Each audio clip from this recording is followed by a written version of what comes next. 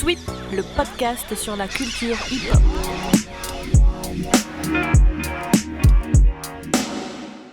Yo yo yo, big girl San Andrea, a.k.a. Andrea Mondoleni pour les intimes. Comment ça va? Ça va et vous? Ça va, très bien. Ça va, merci. On est bien content de te recevoir pour le podcast de Sweep. Je nous présente pour ceux qui ne nous connaissent pas. Je suis accompagné de Mathis. Moi, c'est Noé. On est du crew Nextape. Et voilà, on va avoir une petite discussion avec toi à propos de différents sujets. C'est cool. Est-ce que, dans un premier temps, simplement, tu peux te présenter? Ouais, du coup, Andrea, j'ai 25 ans, je vis sur Montpellier, je danse depuis maintenant 11 ans et voilà, intermittente du spectacle et des battles aussi à côté, d'une manière globale. Ok. Intermittente du spectacle et battle, tu présentes ça comme si c'était deux choses différentes. Tu peux nous expliquer en quoi? Ouais, complètement. Pour moi, les battles, déjà, c'est pas mon revenu, on va dire. C'est vraiment moi personnellement qui fait ça à côté de ma vie professionnelle, on va dire, parce que je je peux gagner en fait suffisamment d'argent en étant intermittent du spectacle pour vivre, mais pas grâce aux battles. Et c'est aussi au niveau artistique, c'est pas exactement la même chose. Pour moi, parce que c'est, on va dire que dans la création, il y a quelque chose qui est aussi au service d'un chorégraphe et qui est pas totalement moi, alors que dans les battles, je viens vraiment réellement apporter ma touche, quoi. Ok, d'accord. Est-ce que, donc, pour préciser à ceux qui connaissent pas ce que tu fais, parce qu'on interviewe différents artistes de la culture hip-hop, toi tu es une big girl, c'est-à-dire que tu fais du break. Ouais. Est-ce que tu peux expliquer ce que c'est que le breakdance à quelqu'un qui y connaît rien, pour ceux qui nous écoutent et qui sont novices? Euh, alors c'est une danse en fait qui fait partie d'une culture où il y a plusieurs disciplines dont le DJing, le graffiti. Donc le graffiti, c'est ce qu'on c'est du dessin en fait qu'on peut voir parfois sur les murs ou on peut faire ça aussi sur du papier. Qu'est-ce que j'ai oublié? Il y a le rap et il y a aussi du coup la danse. Et donc moi, je suis dans la danse particulièrement. Je fais aussi un petit peu de graphe à côté, mais pas plus que ça.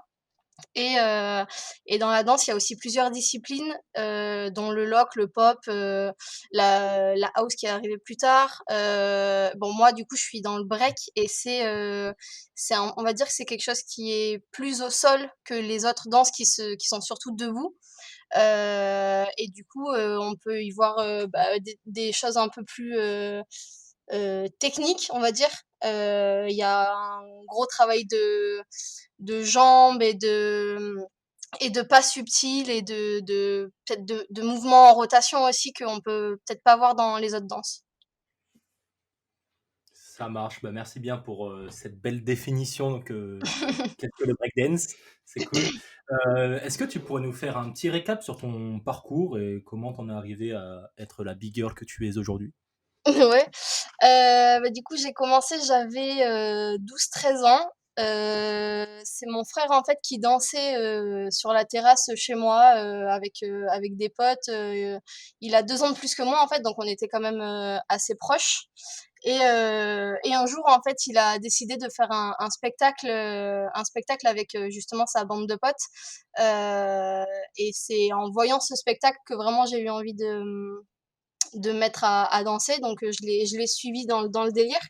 Et du coup après j'ai pris quelques cours, mais je m'entraînais surtout indépendamment des cours avec les gens que je croisais dans ce qu'on appelle les trainings, donc les endroits où on se retrouve tous pour s'entraîner ensemble. Et après j'ai fait pas mal de rencontres en fait qui m'ont permis de m'enrichir sur plein de choses et d'avoir plein de visions différentes. Et je me suis un peu construite comme ça, de rencontres, plus que vraiment d'une école ou d'une vision particulière, jusqu'à du coup arriver à Montpellier en 2000, je sais plus, 2014 je crois. Et j'ai rencontré du coup Manu, qui était pas... enfin, comment dire? J'ai rencontré Manu à cette époque-là Bon, attends, je recommence ça parce que Vas-y, en fait, je suis arrivée à Montpellier en 2014. Il y avait le groupe Rockers Delight dans lequel j'étais pas encore. Et on est rentré avec Manu dans Rockers Delight en 2016 et ça m'a forgé encore plus du coup une vision là de ma danse et du coup j'ai commencé à faire des battles en 2015 vraiment et 2016 à l'international et voilà en fait ça s'est fait comme ça. Ok, Manu, enfin pour préciser pour Ouais, ceux qui je vont savais pas écouter, comment le. Manu qui est un autre b-boy qui s'appelle, son nom de scène c'est Zeninho et qui est aussi du coup ton copain, quoi. Ouais. Tu parles de rentrer dans Rockers Delight. Je vais faire exprès de faire le néophyte qui n'y connaît rien, mais c'est-à-dire, c'est quoi Rockers Delight? C'est une entreprise? Tu as été rentré dans quoi en fait quand tu parles de Ouais, Rockers du coup, Delight? ouais, du coup, Rockers Delight, c'est le groupe avec lequel je danse, mais c'est pas un groupe comme on peut en former. Là, par exemple, je suis dans un groupe pour participer aux Jeux Olympiques, par exemple, mais c'est un groupe avec différentes personnes, avec des visions différentes et un parcours différent. Et voilà, on les regroupe juste par rapport à leur capacité, par exemple, pour faire des battles. Alors que là, Rockers Delight, à l'inverse, c'est un groupe plus famille où on se retrouve dans une même vision, on partage les mêmes choses, on aime plus ou moins les mêmes choses, et du coup, on se retrouve tous là-dedans comme un accord en fait, et voilà, on a un côté plus intime, on va dire, c'est beaucoup plus familial, et je fais du coup partie de ce groupe-là avec qui je partage des choses dans la danse, mais aussi dans d'autres choses, dans la vie en général. Et voilà, du coup, c'est Rockers Delight. Pour rebondir sur un truc que tu nous as dit, tu nous as parlé des JO là. Tu pourrais nous expliquer un peu enfin, comment ça se passe avec bah, du coup tout ce groupe et qu'est-ce que vous devez y faire, comment t'as contacté, enfin, Ouais. nous plonger dans le contexte. Bah, du coup, bah, pour l'instant, en fait, pas grand-chose parce que même si c'est depuis, bah, c'est en 2020 qu'on m'a contactée ou fin 2019, il me semble. Mais avec toute cette histoire de Covid depuis, 1 an maintenant, en fait, j'ai l'impression que ça met vachement de temps à se mettre en place.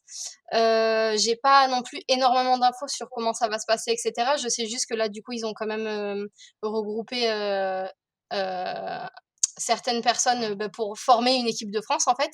Et on a de temps en temps des réunions pour s'entraîner ensemble ou pour faire des tests de capacité physique, etc. Sauf que du coup, pour l'instant, j'ai pas encore pu y assister parce que j'étais pas souvent disponible. Mais voilà, pour l'instant, ce que je sais, c'est qu'il y a une équipe de France et qu'on va avoir des rendez-vous réguliers pour faire des points ou pour s'entraîner ensemble, pour être un petit peu suivi et pour faire en fait les JO en 2024. Et en toute honnêteté, toi, tu te sens comment par rapport à ça? Parce que tu sais, ça veut dire, dans les termes, c'est quand même un mot fort de dire je vais représenter la France aux Jeux Olympiques à l'international. Mais toi, à ton échelle humaine personnelle, tu le ressens comment tout ça? Bah, c'est hyper paradoxal pour moi en fait, je suis hyper pas sceptique, mais en même temps, je trouve ça très bien et j'ai l'impression d'avoir, une certaine responsabilité, parce que du coup, maintenant que c'est, officiel et que c'est aux JO, j'ai envie de pouvoir apporter mon grain de sel et de représenter, en fait, la France et ma vision et comment je vois les choses et cetera, et je pense que c'est une super opportunité. Mais en même temps, en plus, en ce moment, avec le Covid et cetera, où il y a beaucoup moins de battles, et tout ça, j'ai l'impression de me sentir aussi à des années-lumière de cet état d'esprit de compétition, pour les JO et cetera, et je suis dans une démarche beaucoup plus, artistique, j'ai envie de dire, en fait, même si ça c'est pas parce que je fais les JO que je peux pas venir avec une dimension artistique, mais j'ai l'impression d'être, dans un état d'esprit beaucoup plus chill, en fait, où je sais pas, je suis pas, forcément, à fond dans cette optique de m'entraîner pour les JO et tout ça, quoi. J'ai pas l'impression, en fait, en moi, que j'ai l'âme de l'athlète idéal pour faire ce truc-là, quoi. Mais je Mais ferai, parce que voilà. c'est quoi la différence entre être dans une démarche artistique et être dans une démarche athlétique? Tu t'organises Ben, différemment? j'ai l'impression, en fait, que quand tu es dans une démarche, athlétique, t'as quand même des impératifs au niveau je sais pas, de ta condition physique, il y a un truc hyper rigoureux, en fait. C'est hyper rigoureux et enfin, moi, je l'associe quelque part à une sorte de défi, mais presque un petit peu une pression pour avoir un résultat et pour être reconnu par rapport à des compétences, en fait, et faire ouais, un résultat, j'ai l'impression, d'un aspect technique, alors Ouais. que, alors que en tant qu'artiste, j'ai l'impression que c'est beaucoup plus ouvert et qu'on peut juste apprécier ce que tu es en train de faire, comment tu es en train de bouger, sans forcément attendre quelque chose de comment dire, spectaculaire ou voilà, un truc de ouf, quoi. Juste regarder, apprécier le moment et apprécier ton univers, en fait, tu vois. J'ai l'impression que c'est beaucoup plus, je sais pas, ça me parle plus en tout cas. Et du coup, à t'écouter, la question que je me pose, c'est si la démarche artistique et le fait de juste pouvoir se laisser aller au quotidien, comme t'en parles, pour simplement être libre et exprimer ta danse comme tu le sens, euh, à t'écouter, c'est vachement plus alléchant de vivre comme ça. Tu vas chercher quoi, du coup, en faisant quand même des compétitions plus athlétiques comme les JO? Ben, je pense qu'il y a un certain défi avec moi-même quand même, tu vois, parce que sinon je serais vraiment pas attirée par les battles et je le suis quand même. Donc il y a ce côté un petit peu où tu essayes de pousser tes limites, de voir où t'en es et ça fait quand même grandir quelque part de voir comment tu gères en cas de pression, comment tu arrives à répondre à l'autre, comment tu arrives à... C'est des situations qui te mettent en difficulté et qui, moi, après, quand je retourne à l'entraînement, en fait, déjà me motivent et après, deuxièmement, me font prendre conscience, en fait, de ce que j'ai réussi ou non à faire mais enfin, par exemple, pas à faire d'un aspect technique, mais plus d'un aspect, ok, bah, j'aurais voulu prendre mon temps, j'aurais voulu être vraiment dans le moment présent à ce moment-là, et j'ai pas réussi parce que j'avais la pression.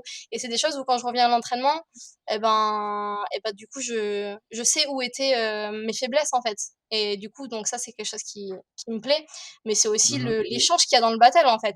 Dans un battle par rapport à quand t'es dans un spectacle ou ou j'en sais rien en fait, mais dans un battle, en fait, il y a quand même un truc hyper concret dans le sens où c'est brut et finalement, tu es vraiment face à l'autre. Il y a vraiment un langage, quoi, un échange qui est aussi intéressant, quoi. C'est hyper vivant, on va dire. Ok. Et là, je reviens sur un truc que tu as dit, c'est que tu parlais de défis. Et moi, je sais que bah, quand je danse, enfin, c'est quand même une passion et c'est avant tout un plaisir. Mais je sais que des fois, il y a quand même des parts de contraintes. Des fois, j'ai pas envie de danser, mais je me force à aller m'entraîner, notamment aussi quand je veux travailler les phases, qui sont bah, du coup un style de mouvement bien particulier et technique. Je sais que j'ai toujours la flemme de travailler ça. Est-ce que toi, tu pourrais nous donner un peu la part de plaisir qu'il y a dans ta pratique et la part de contrainte? Ouais, c'est vrai que au début, quand j'ai commencé, c'était vraiment, du coup, cet aspect technique de phase et tout ça, c'était justement ma part de plaisir parce qu'en fait, quand on sait rien faire au début quand on danse, quand on break et qu'on commence à apprendre des trucs techniques, on voit vraiment une évolution concrète en fait. On a voilà un tour Thomas, un tour coupole, et puis deux, et puis trois, et puis il y a quelque chose de...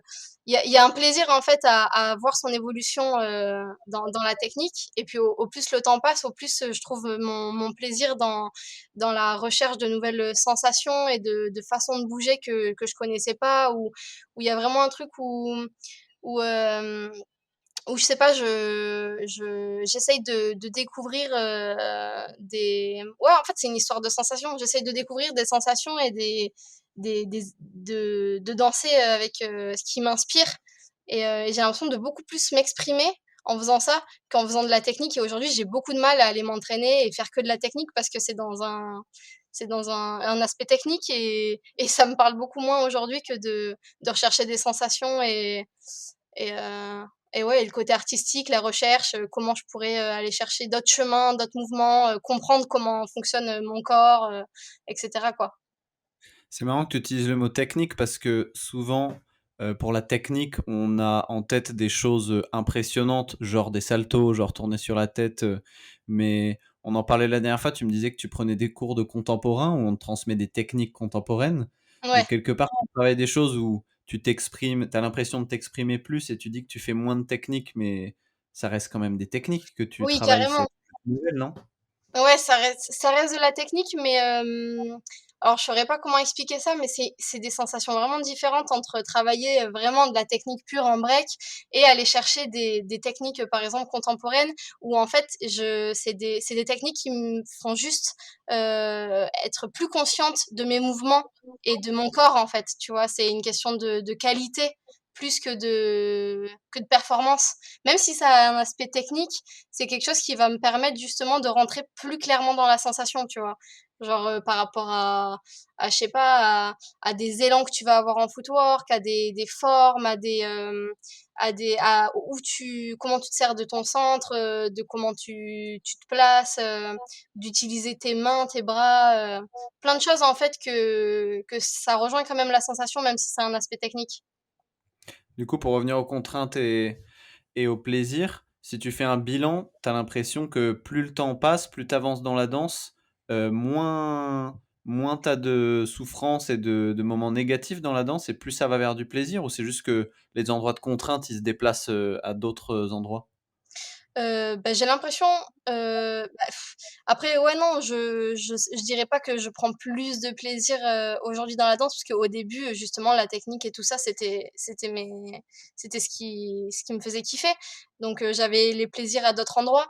Mais oui, après il y a eu une petite transition justement où j'avais plus trop envie de faire technique, mais en même temps je m'étais pas réellement trouvée dans la danse, et du coup c'était un moment où justement je cherchais le plaisir à un autre endroit, et j'ai mis un peu de temps à trouver ce plaisir-là, et c'est vrai qu'aujourd'hui je prends vraiment plus de plaisir à aller m'entraîner sans me mettre de contraintes ou d'aspects négatifs, en me disant juste ben voilà, si ça vient et c'est cool, et si ça vient pas, bah il y a pas de problème quoi en fait. Même si bon, ça fait c'est toujours relou quand l'inspiration est pas là. Je dirais pas que je suis toujours positive. Il y a vraiment des moments où c'est relou quoi. Mais en tout cas, j'essaye vraiment de trouver le plaisir dans la danse, ouais. De faire en fait, ce qui m'aide, c'est d'avoir de voir où sont mes inspirations, de voir vraiment ce que j'aime. Parfois chez les autres, parfois bah, juste chez moi ou quoi. Mais quand je sais ce que j'aime et vers où je veux aller, bah, ça m'aide à prendre du plaisir en fait dans mes entraînements. En parlant d'inspi, c'est quoi tes inspirations actuelles? Bah, du coup, comme on le disait, en ce moment, je m'inspire vachement de la danse contemporaine pour le coup, bah, il y a des cours juste à côté de chez moi en ce moment. Et du coup, vu que c'est quelque chose dans lequel j'ai jamais vraiment pris de cours, et je pars un peu de zéro, même si j'ai toujours été un peu dans ce monde-là quand on est en création. Euh, c'est une inspiration, c'est une grande inspiration en fait, parce que il y a quand même beaucoup de debout, et ça me permet de vraiment comprendre des choses dans mon corps. Et après, les inspirations, d'une manière générale, c'est mon groupe avec qui je danse tout le temps, sauf qu'en ce moment on se voit pas beaucoup. Et sinon Noé, je ne peux nier que tu m'inspires beaucoup. Et, euh, et, euh, et oui, après, bah, j'ai des inspirations qui sont là depuis longtemps, comme je vais dire des références, même s'il y en a qui connaîtront sûrement pas, mais B-Boy Stripes et B-Boy Promo de Sweet Technique, ce sont vraiment des inspirations pour lesquelles je me lasse vraiment pas. Mais c'est vrai qu'en ce moment, je regarde beaucoup de danseurs debout. Ça me met une sacrée motivation. Et là, en parlant de Stripes, bah, du coup, qui est un danseur que tu kiffes, là, il y a pas longtemps, il a posté des vidéos de toi, des sortes de petits récaps de plusieurs battles et tout ça de toi. Ça t'a fait quoi? Il y a un petit moment, quand il avait fait le petit truc d'Hip Hop Session, c'est ça? C'est de ça Ouais, dont je tu crois que parles? ouais. Bah, ça m'a fait quoi? Bah, c'est en fait, déjà, ça m'a surprise, mais après, en fait, j'étais vraiment méga contente, parce que quand il y a un gars que tu kiffes comme ça, qui est reconnu, qui reconnaît aussi ta danse, ben, je sais pas, c'est comme s'il y avait un truc qui te disait bah, que t'es dans le droit chemin, quoi, tu vois? En tout cas pour moi, pas forcément pour les autres. Mais parce qu'il y en a qui vont pas apprécier sa danse ni la mienne, mais si quelqu'un que t'aimes bien aime bien ce que tu fais, ça peut être que agréable en fait. Moi, ça m'a fait vraiment du bien. Hmm. On revient sur ton parcours, là on parle pas mal du coup du monde des battles, puisque Stripes, pour replacer dans le contexte, c'est un danseur américain qui est aujourd'hui grave reconnu, qui est encore un danseur actuel, mais lui pour le coup qui se situe vraiment dans le milieu de l'underground, dans les battles, etc. Chose dans le milieu dans lequel tu es aussi. Et tout à l'heure au début quand tu parlais de ton parcours, tu as parlé de tout l'aspect spectacle aussi, chorégraphie. Je parlais récemment avec, parce que du coup c'est mon métier aussi, comme toi, comme tu le sais, d'être danseur pro. Et je parlais avec un gars il y a pas longtemps et je lui disais que c'était mon métier. Et le gars, qui avait rien à voir avec le monde artistique, il savait même pas qu'encore aujourd'hui ça existait les danseurs, qui étaient pas juste des danseurs derrière des chanteurs, tu sais. Et il me Ah dit, ouais. ah ouais, c'est vraiment un métier qui existe. Genre, tu peux danser, il y a vraiment des spectacles dans des théâtres où il y a que de la danse, c'est pas juste ceux qui bougent derrière les danseurs ou les chanteurs. Mm. Euh, Est-ce que tu peux expliquer un peu cette autre partie de ta vie? Donc il y a les battles, ça on l'a compris, et qu'est-ce Ouais. qui se passe concrètement dans ta vie quand tu vas en résidence, quand tu fais des Bah, spectacles dans les... du coup, les résidences, bah, c'est des périodes de travail, de répétition. C'est des périodes où en fait on se retrouve avec les danseurs qui sont ensemble dans une pièce chorégraphique en fait. On se retrouve ensemble pour créer un spectacle. Donc ça peut prendre entre, par exemple, 8 à 12 semaines, on va dire, de travail, mais ça va pas être d'affilée d'une manière générale, c'est plus des semaines qui sont réparties dans une année. Bah, sauf exception, quand ça peut arriver que les semaines soient toutes d'affilée et que du coup on fasse un mois ou 2 mois de résidence. Euh, et du coup, moi jusqu'à maintenant, j'ai été juste danseuse interprète, c'est-à-dire que c'est pas moi qui suis à la base du projet. J'ai été contactée en fait pour être dans le projet et du coup, je suis là pour bah, répondre un petit peu à la demande du chorégraphe. Et après, c'est vrai que selon les chorégraphes, tu peux apporter plus ou moins ta patte et être plus ou moins active dans le processus. Mais bah, voilà, jusqu'à maintenant, j'ai été danseuse interprète plus que chorégraphe en tout cas. Nice. Et je me demandais aussi, parce que c'est des questions qui me reviennent un peu souvent quand je vois des danseurs que je connais pas en battle ou même sur scène. Est-ce que tu fais une différence entre le toi en tant qu'artiste et le toi en tant que personne dans la vie de tous les jours? Franchement, je crois pas du tout. Je crois vraiment pas que, enfin, je suis sûre en fait. Non, je pense pas que je fasse non, j'ai pas de coupure en fait entre. Je suis vraiment la même en fait. Ça me nourrit vraiment l'un et l'autre quoi. Comment je vais être dans ma danse, c'est un peu comment je vais être dans ma vie et inversement, ce que je vais vivre dans ma danse, ça va avoir des répercussions dans ma vie et c'est vraiment très lié quoi. Ok. Et pour continuer de parler de double facette, je sais, pour en avoir pas mal débattu avec toi, là, on parle du monde des battles, du monde des spectacles, et du coup, c'est deux manières clairement différentes de s'exprimer, parce qu'en battle, tu danses en moyenne, quoi, 30 ou 40 secondes, de manière souvent improvisée et assez intense, alors que sur scène, en général, c'est une danse plus étirée qui se fait Mmh. sur des spectacles qui peuvent durer 1 heure. Et je sais que c'est une question qui te trotte et qui t'a souvent trotté dans la tête depuis que tu fais ces deux choses-là, de comment lier la danse que tu as dans le milieu du break, dans le milieu plus underground du hip-hop, et comment lier la danse plus, plus scénique, plus théâtrale, plus contemporaine, même si c'est un peu un mot fourre-tout, hein, danse contemporaine, plus étirée. Comment lier ces deux danses? Je sais que c'est une question dont on a beaucoup parlé, et aujourd'hui, actuellement, t'en es où dans cette évolution et dans lier ces deux danses-là? Bah, j'ai l'impression qu'il y a du chemin qui a été fait quand même parce que parce qu'en fait, j'avais des aspirations, je voyais, la créa, d'une manière où j'avais l'impression de pas venir totalement avec mes bagages de break et qu'il fallait forcément un peu détourner le truc et inversement, j'avais l'impression qu'en battle, ben, il fallait vraiment que ça soit à l'état pur et qu'il y ait pas d'autres, sources de nourriture, on va dire. Ouais. Mais en fait, aujourd'hui, j'ai l'impression que j'arrive quand même plus à faire de lien entre les deux et de rassembler les deux pour être vraiment un et de pas faire de différence. J'ai l'impression de pouvoir vraiment. C'est une question presque d'assumer les choses. C'est-à-dire que maintenant, j'ai l'impression d'avoir compris en création, si j'ai envie de venir et faire du break à l'état brut, en fait, si je le fais et si c'est bien fait, en fait, ça passera et si j'ai envie de le faire, faut que je le fasse, quoi, tu vois? Et avant, j'avais un peu des réticences par rapport à ça, je pense. Et, Et aussi, j'avais mon côté un petit peu aspiration contemporain où je, je rêvais un petit peu de danser différemment sur scène. Mais là, justement, en prenant des cours et tout ça, j'ai l'impression que ça m'aide à justement à lier les deux et à faire vraiment un mix, tu vois. J'essaye de faire vraiment moins la différence entre les deux, quoi. On parle d'un mix comme si c'était deux choses très différentes.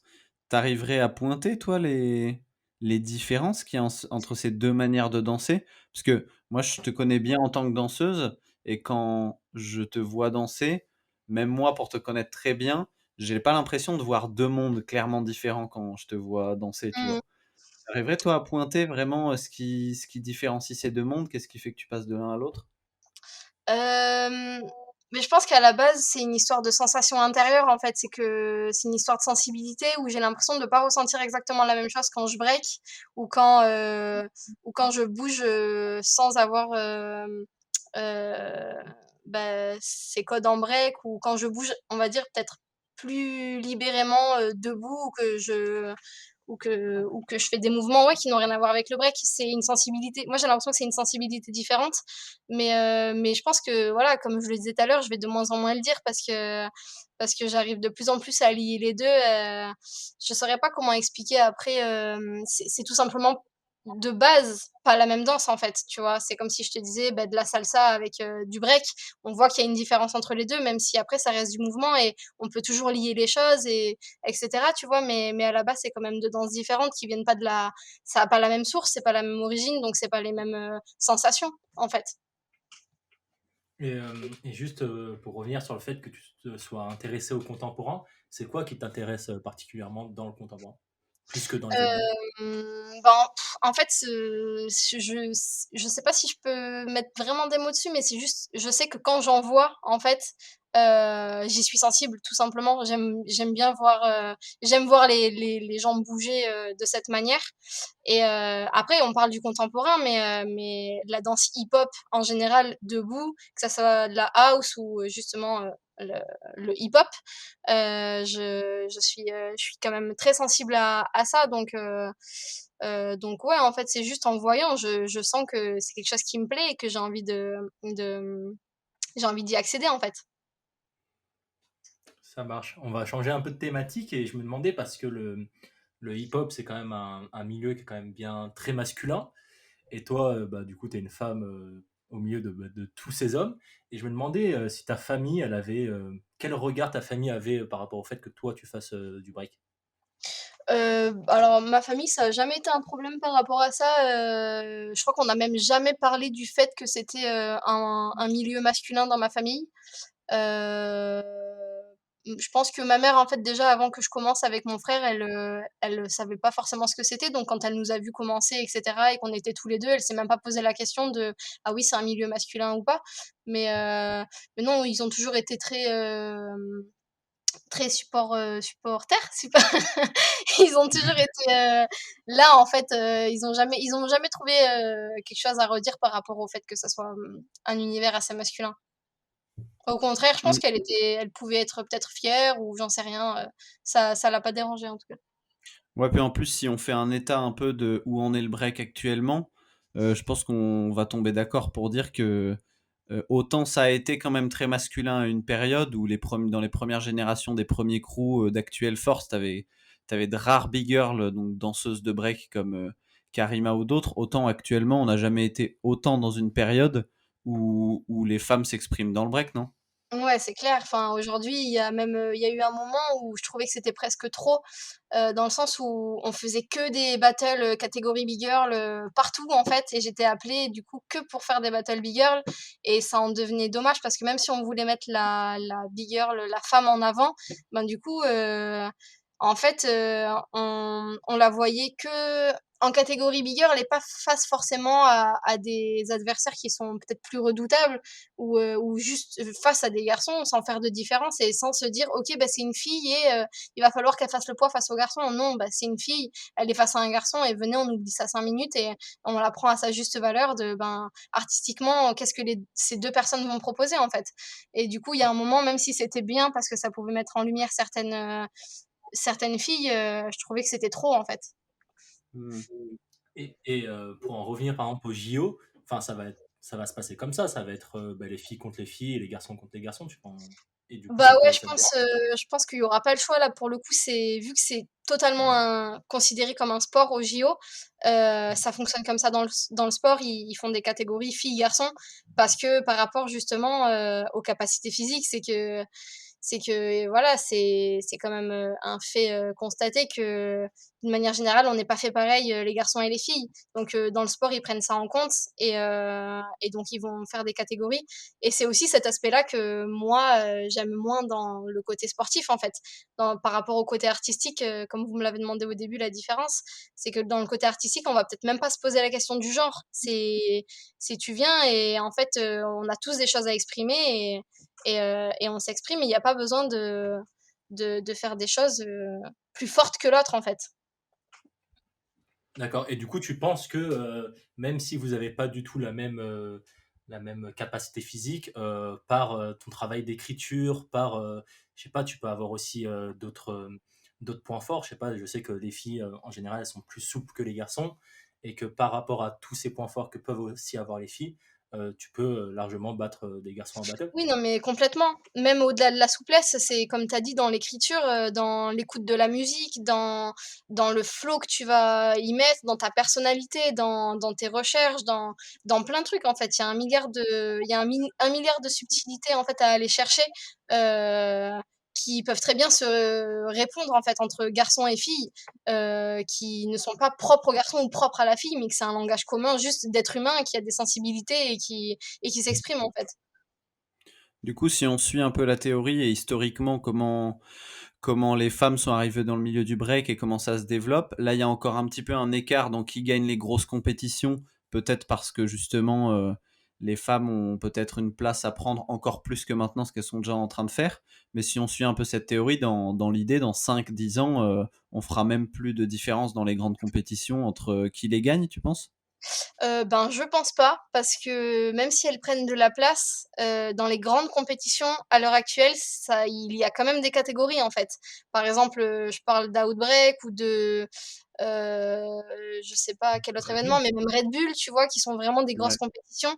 Bah, du coup, au plus c'est des grosses compétitions, au plus ça se rapproche d'un aspect sportif et donc il y a quand même cet esprit de catégorie, homme-femme, tu vois? Et du coup, je pense pas que dans 10 ans, les grosses compétitions, après c'est possible, hein, je sais que l'organisateur d'Outbreak, il a déjà proposé, enfin, il a déjà demandé aux gens qu'est-ce qu'ils en pensaient et s'il fallait, oui ou non, faire des catégories et les avis sont très, différents parce que voilà, il y a ceux qui veulent disent qu'une femme, du coup, elle aura plus de difficultés à faire des résultats à l'international, dans une grosse compétition et que du coup, il faut en faire et d'autres qui disent que non, tu vois? Mais je suis pas vraiment sûre de ça en tout cas, que dans 10 ans, voilà. Pas dans les grosses Ouais, puis compétitions en tout cas.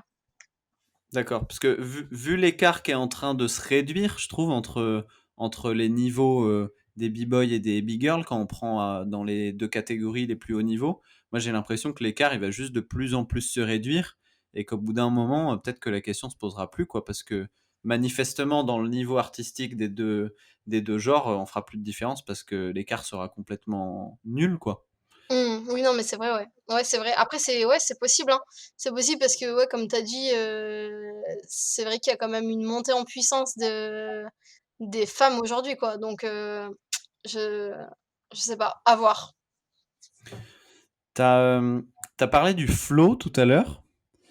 Qui est un des mots dont on parle souvent dans le hip-hop quand on discute entre danseurs. Il y a souvent des mots qui reviennent comme ça dans les débats, de ce que c'est que le flow. Pour citer d'autres mots, on parle beaucoup du style, on parle beaucoup de l'originalité. Ça serait quoi ta définition du flow?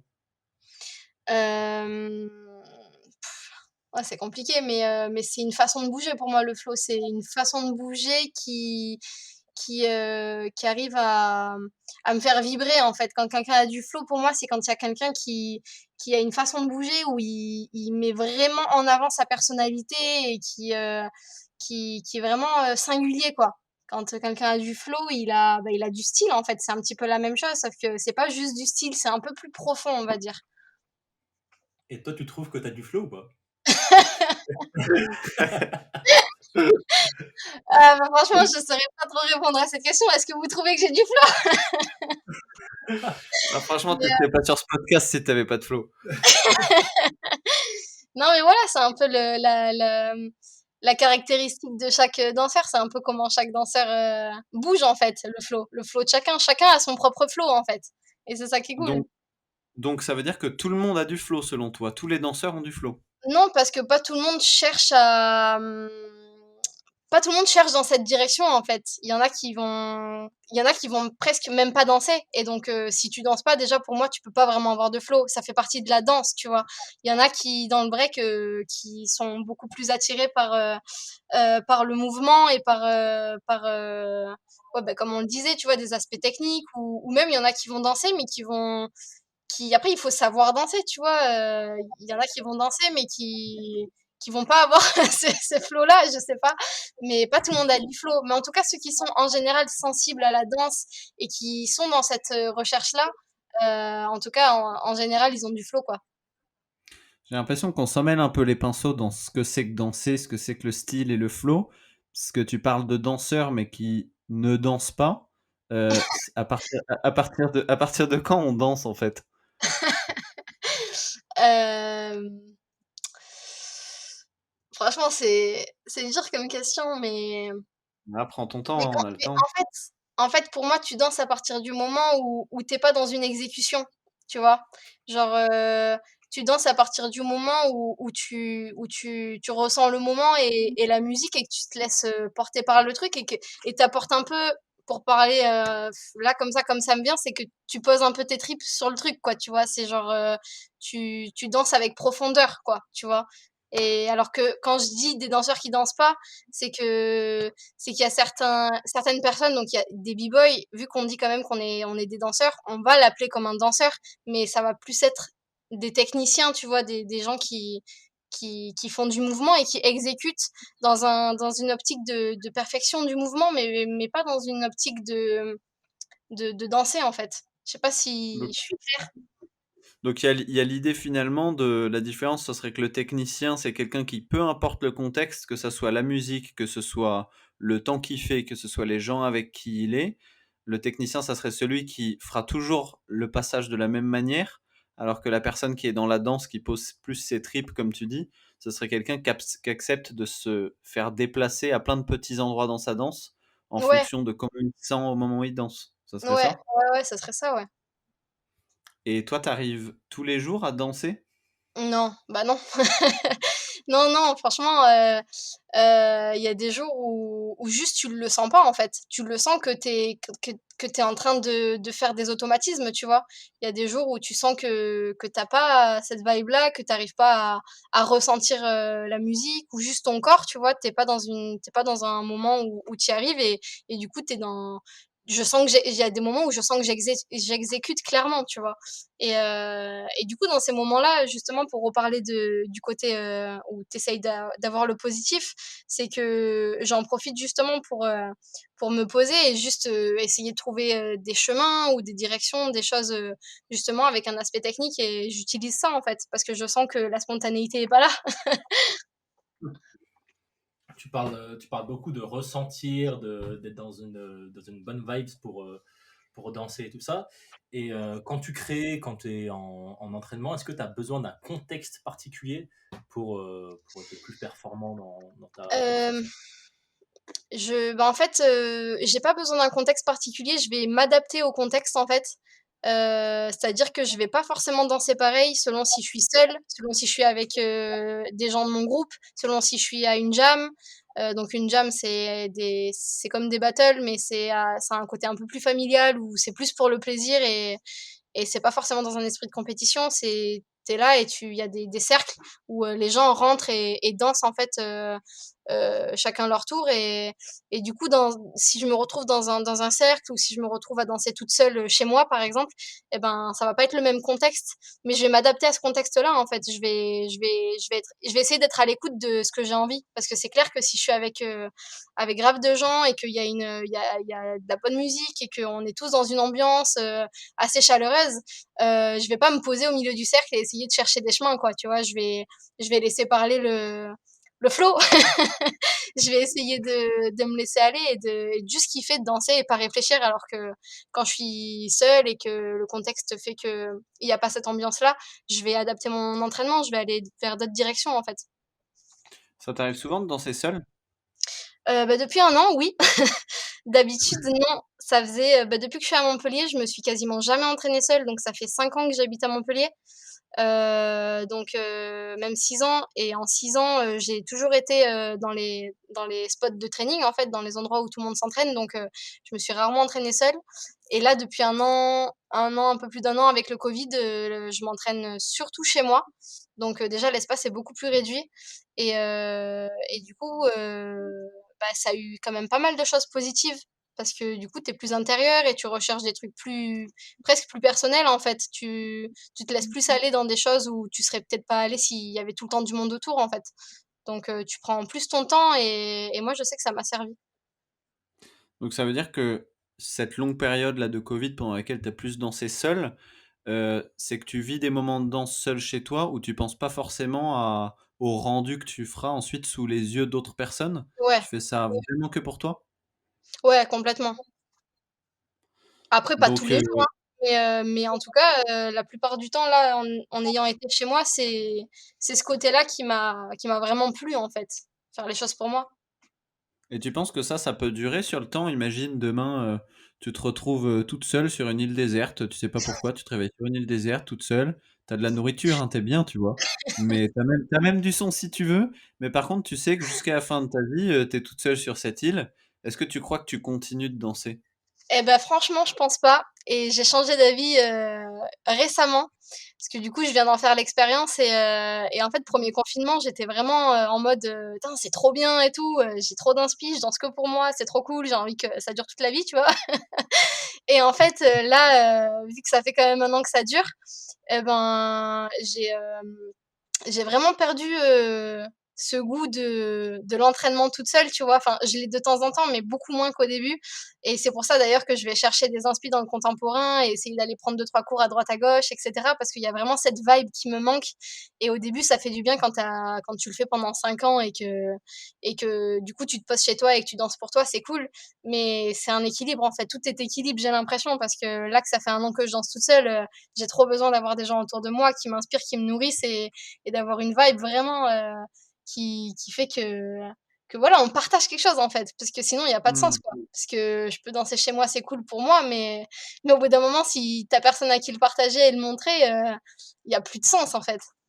Donc sur une île déserte, non, je pense que je buvrais peut-être des noix de coco ou des trucs comme ça, mais non, je danserais pas. Et c'est le regard du public qui te manquerait le plus, ou le partage avec, je sais pas, par exemple, les gens de ton crew, des trucs comme ça? Ouais, non, c'est vraiment ça. C'est pas forcément le regard du public, c'est vraiment le partage. Parce que parce que quand tu dis le regard du public, ça va presque que dans un sens, j'ai l'impression.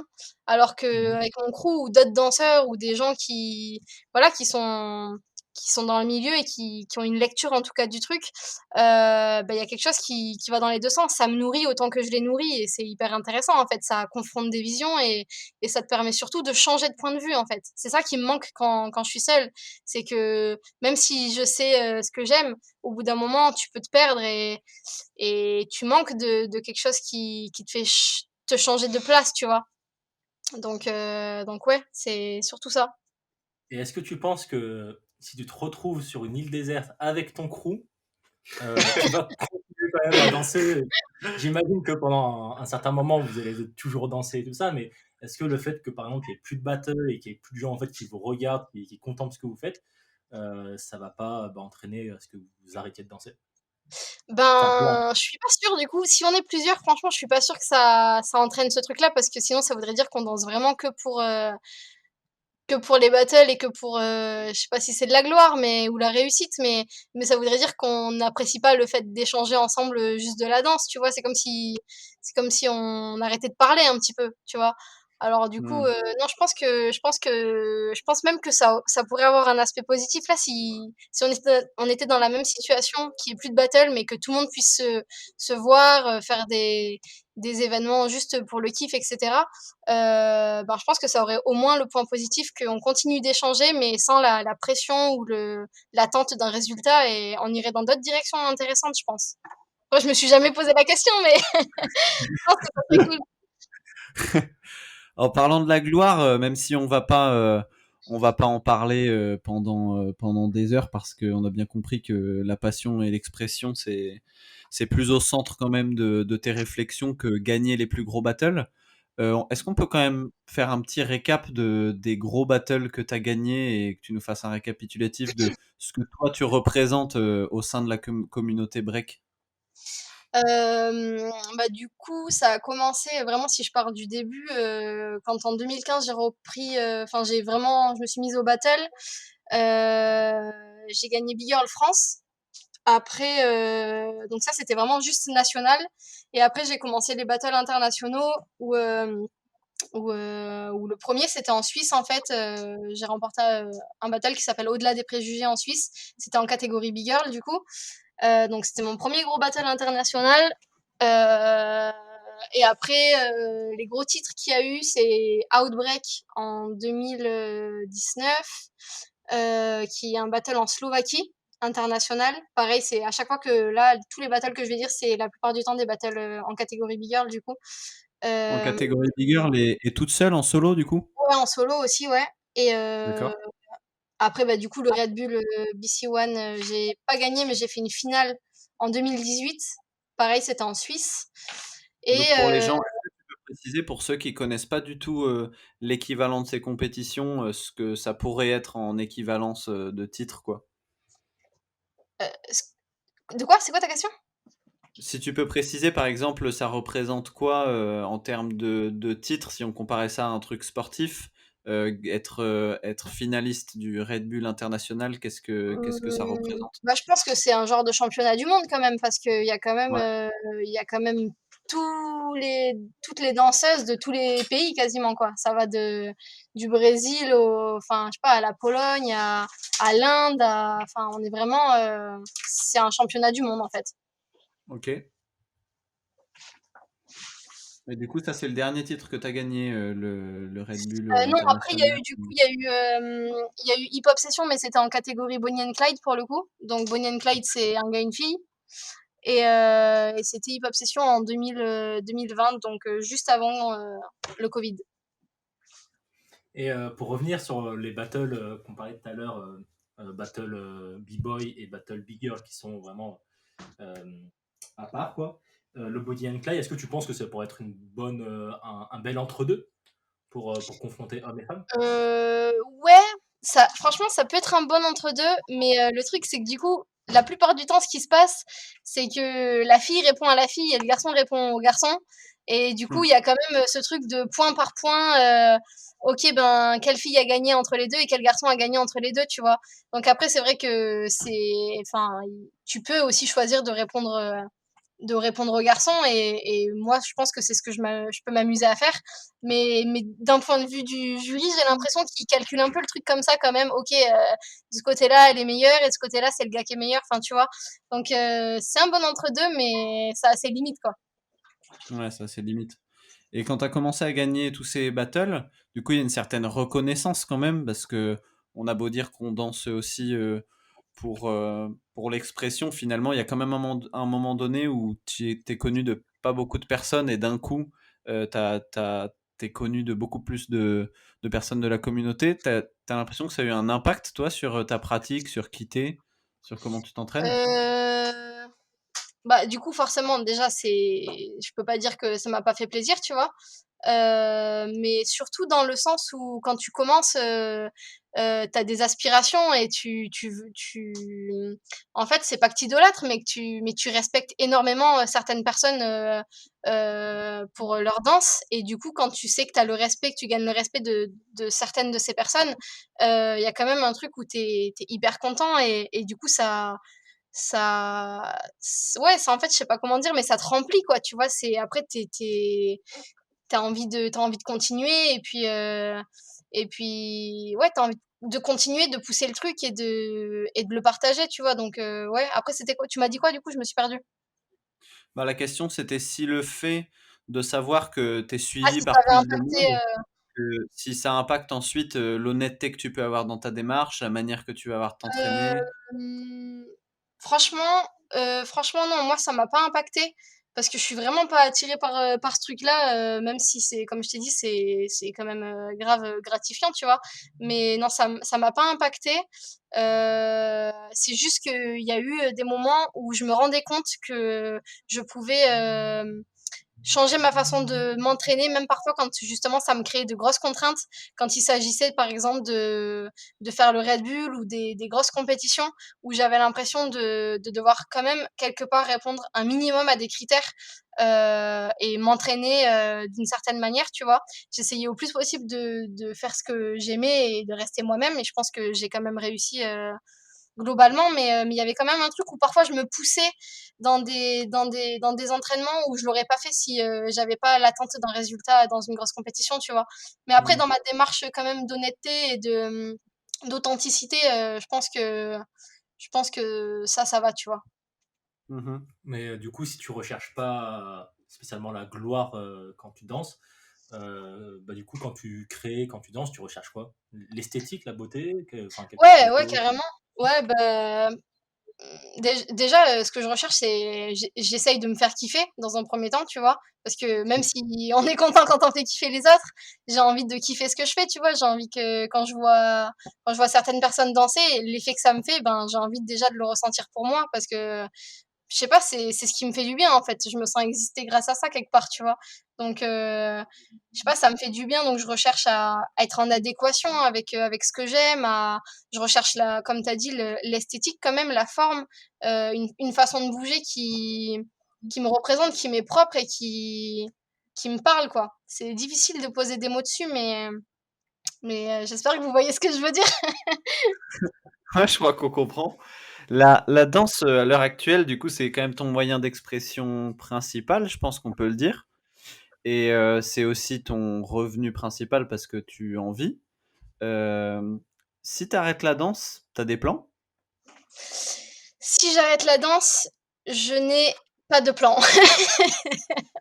Non, je crois que non, parce que du coup, déjà, même si j'ai dit que je vivais pas des battles, quelque part, j'étais de plus en plus appelée pour être juge et parfois invitée du coup pour des battles où tu pouvais être payée et cetera et du coup, ça me faisait quand même un certain trou, tu vois, dans le revenu quand, il y a tout qui s'est arrêté. J'ai remarqué Mmh. ça, bah, récemment, tu vois? Et pareil, bah, les compagnies du coup, être intermittent, c'est vraiment ce qui fait mon revenu. Donc si là, j'ai ni l'un ni l'autre, j'arrête la danse, je sais pas du tout, à l'heure actuelle ce que vers quoi je me dirigerai en tout cas.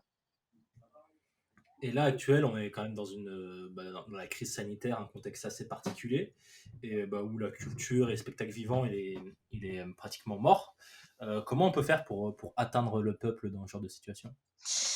Heu, bah, c'est compliqué à part les réseaux sociaux, mais je suis pas vraiment fan non plus de ces plateformes, quoi. Pour atteindre ça, franchement, je sais pas.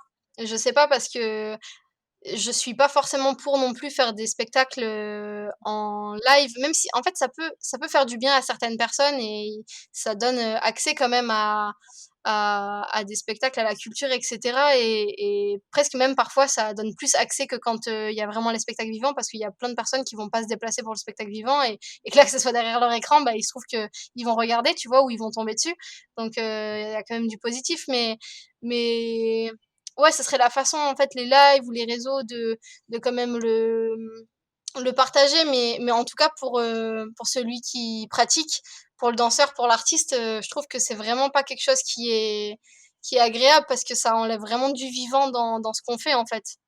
Donc je saurais pas trop comment, en cette période, trouver des solutions pour ça, quoi. Moi, je vous partage une solution. J'ai eu une idée il y a pas longtemps, mais j'ai pas encore eu le courage de la faire. J'ai imaginé que j'ai imaginé qu'on pouvait partir à 2 ou 3 en ville, tu vois? Et qu'on va dans des centres commerciaux ou dans des supermarchés et que Le défi, c'est que tu as un chronomètre, tu vois, sur ton téléphone, et tu sais que quoi qu'il arrive, tous les 5 ou 10 minutes, peu importe où t'es, mais t'es toujours dans des endroits où il y a du monde, tu dois faire un solo de danse de 1 minute, tu vois. Et ensuite, tu repars, tu continues ta vie avec la personne avec qui t'es. Quand t'es deux, c'est toujours plus facile. Et 5 minutes plus tard, bah, c'est la personne avec qui t'es qui fait un solo. Et du coup, que tu sois aux Galeries Lafayette ou à Intermarché ou à Lidl, et du coup, occuper un peu plus l'espace public comme ça. Je le Bah, partage comme ça, j'ai eu l'idée.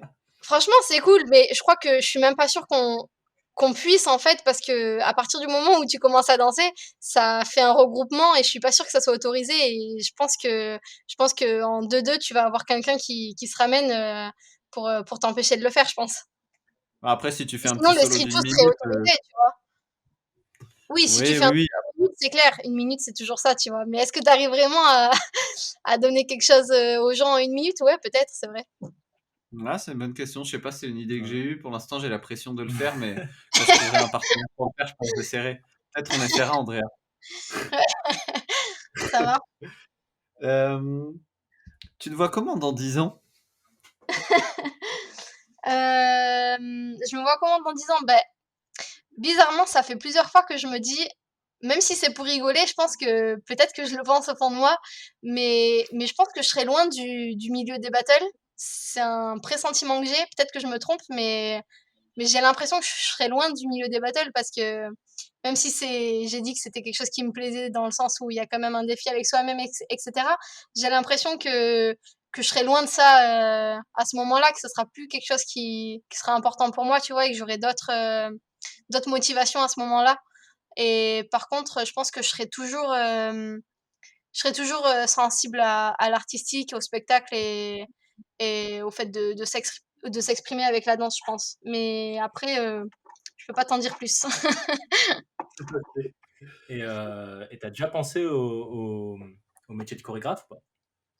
J'y ai déjà pensé, mais j'y ai pensé en fait à des moments où je me suis retrouvée dans des compagnies où en fait j'arrivais pas à trouver le sens et l'utilité de ma présence dans la compagnie, et que j'avais l'impression, alors que je kiffe la danse, tu vois, j'avais l'impression de presque venir travailler comme si j'allais au bureau, tu vois, et que ouais, je savais pas, je comprenais vraiment pas l'utilité, la sincérité de la chose, et j'avais l'impression d'être un peu un pion, et que je servais à rien, tu vois. Et du coup, dans ces moments-là, je me suis dit, bah, peut-être que si je faisais mon propre projet, je trouverais beaucoup plus de sens et d'intérêt à faire ce que je fais.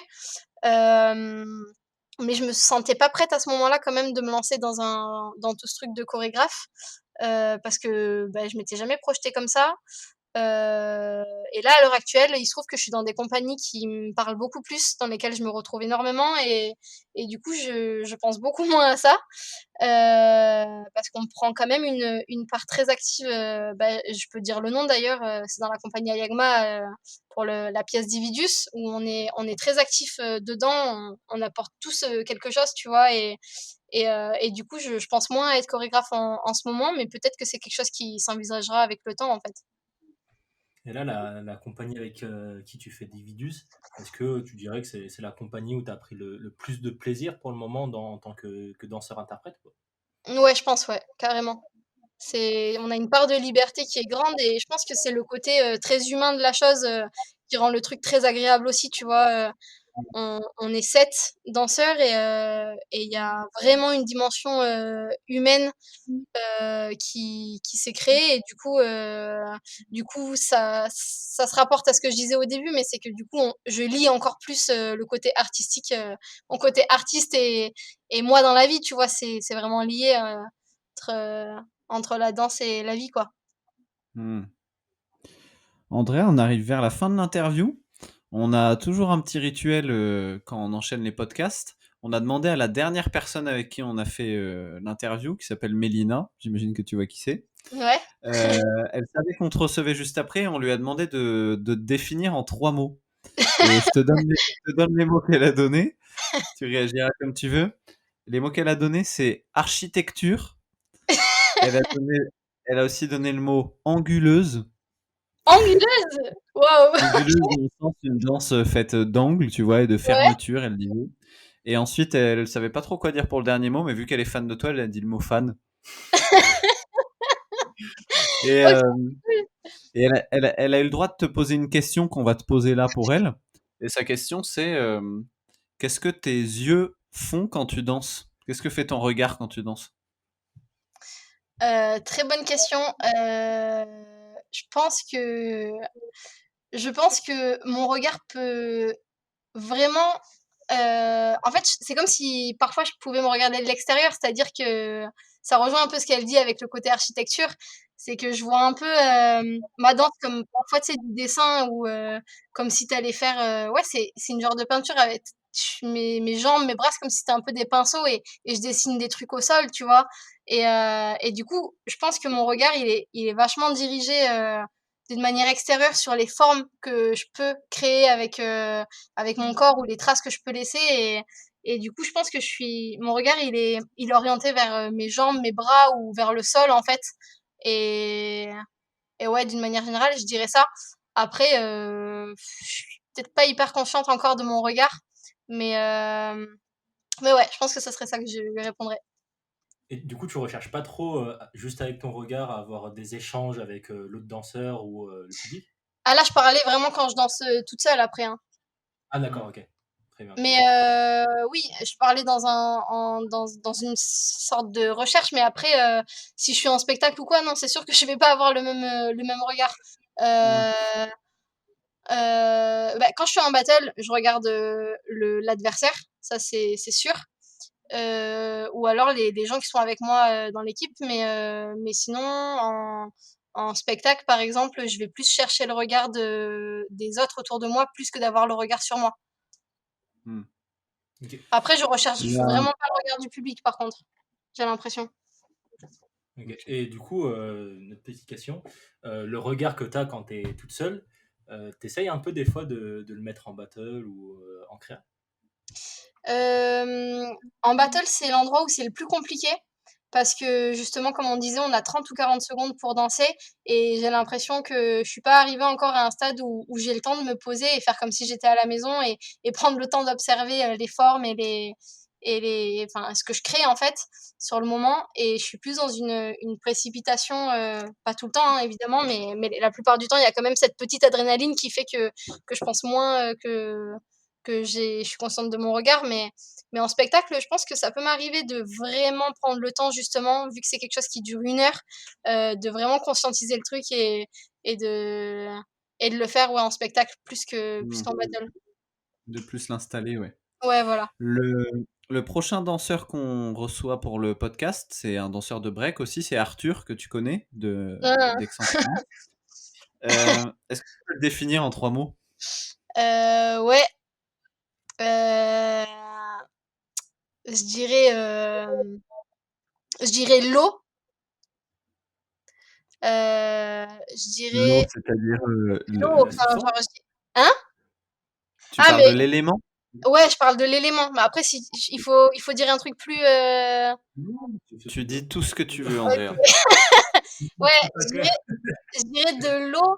Je dirais. J'ai un mot trop con qui me vient, mais je vais le dire quand même. J'avais envie de dire un Scooby-Doo parce qu'en fait, sa danse, elle est grave faite de nœuds, tu vois, de chemins qui s'arrêtent jamais avec des clés et des trucs un peu emmêlés, tu Mm. vois. Et du coup, c'est pour ça l'eau et en même temps les fils de Scooby-Doo, tu vois.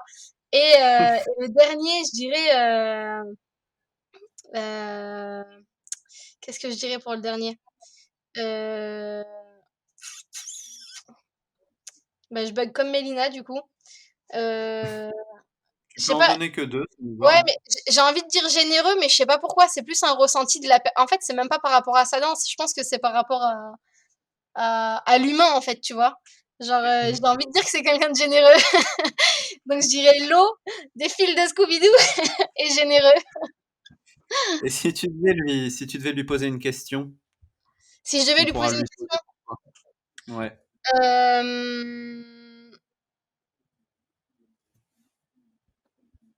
bah, je me demanderais, bah, je m'inspire de Mélina, tu vois, mais je me demanderais si, ah putain, non. Attends, je réfléchis. Euh, je me demanderais sur quel son, euh, sur quel son il danse, dans le sens où s'il est toujours dans... Ouais, c'est une vraie question que j'ai envie de lui poser en vrai. C'est s'il est toujours, il pratique toujours sur le même genre de son, ou si il va vraiment chercher des sons à rien à voir, genre il passe du funk au rap, au jazz, tu vois, savoir si ça a un effet sur sa danse en fait. Ok, Voilà, sur quel genre de son il danse. d'accord. Quand il s'entraîne, tu vois, solo pour lui, est-ce qu'il va chercher des variétés différentes, quoi. Ok.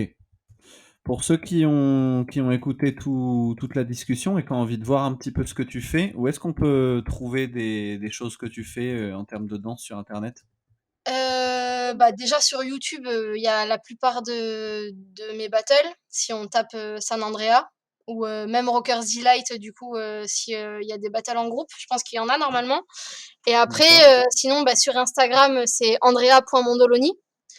Et sur Facebook c'est Andrea Mondoloni. Mais je pense qu'il y a peut-être plus de choses sur YouTube en termes de vidéos de battle, et plus de choses sur Instagram en termes de photos, vidéos perso. Et je suis pas sûre qu'il y ait beaucoup de choses sur Facebook. Ça marche. Bon, bah, on invite tous ceux qui sont intéressés à aller y faire un tour. Et on te remercie, Andrea. Merci pour la discussion. Grave, c'était cool. Ben, Merci merci bien. à vous. Puis voilà, on se croise soit en battle, soit toi et moi. Je pense qu'on se croise bientôt pour le spectacle qu'on est en train de faire Ben ensemble. ouais, la semaine prochaine. Yes. Ciao, bonne journée. Merci, bisous, ciao.